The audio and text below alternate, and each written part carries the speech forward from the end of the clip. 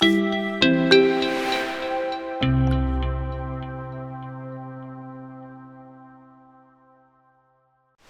ladies and gentlemen, welcome to this video by the RC Biker, and this video we're going to be having a look at this lovely little HPI Firestorm that I got from eBay. Today we're just going to be having a look over it, see what we need to buy, and then we're going to be doing this rebuild series together. So stay tuned in, make sure you hit the subscribe button and of course the like button down below.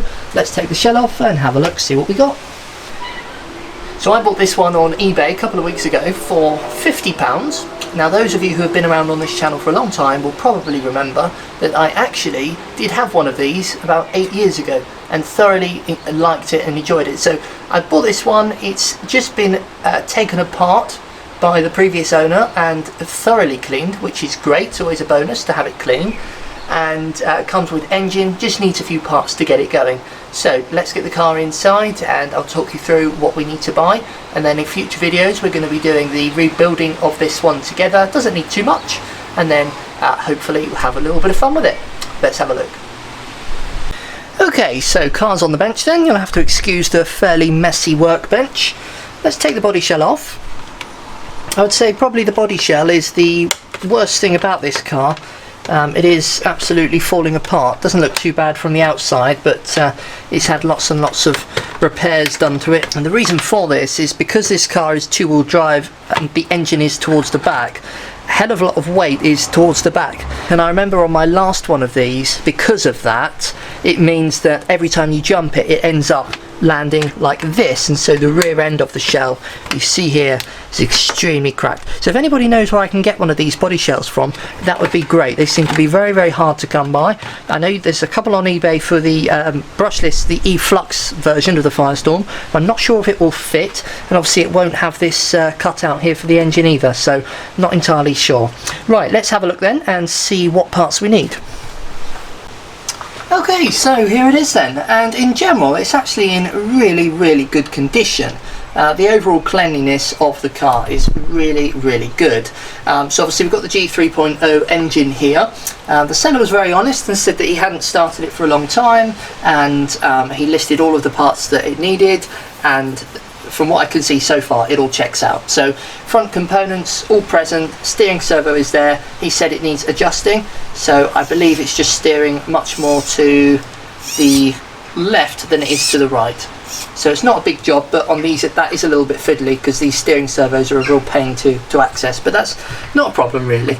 It looks very clean. If we have a look at the fuel tank, it looks really, really clean. There's no dirt around there, so it's definitely been taken apart and cleaned. So the first thing that it needs is mainly to do with the engine. So if we have a little look closer here, so you can see that we do need a pull start and we do need a one-way bearing. So you can see no pull start there or one-way bearing, so we do need that. He said that it needs an exhaust manifold gasket as well, so you can see there's no manifold gasket there between the engine block and the manifold, so we need one of those.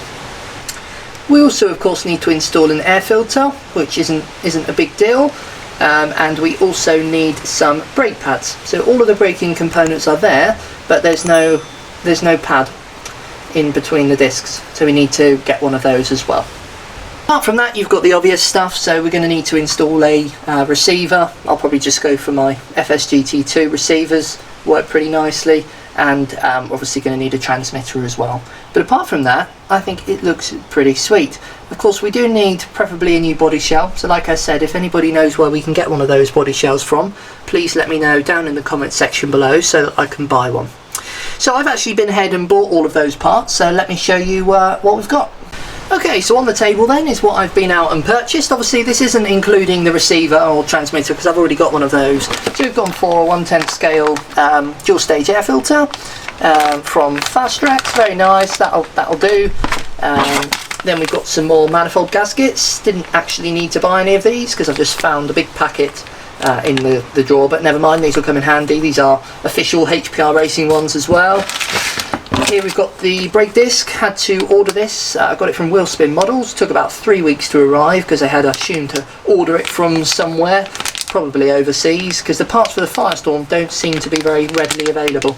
But yeah, it comes with a fibre brake disc. Comes with this part as well, but we don't actually need that part because we have already got that bit.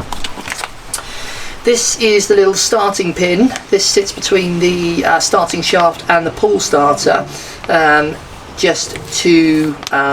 it's just one of the starting components on the HPIs. The last thing I went for is the pull start. Now I was looking online, the cost of a new pull start from HPI was very expensive, plus the one-way bearing is about £50 for those two things.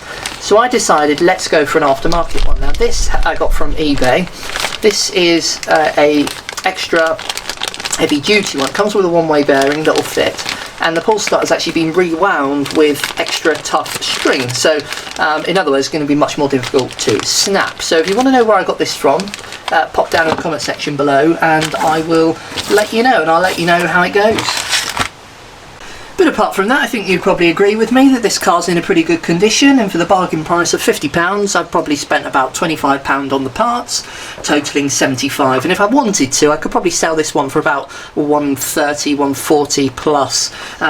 So thank you very much for watching this video. Hope you found it useful. Please stay tuned in, because coming up next of course we've got the installation of all the little parts and the setup, followed by the first start and hopefully maiden bashing of it. So stay tuned in, and I'll catch you guys in the next one. Bye for now.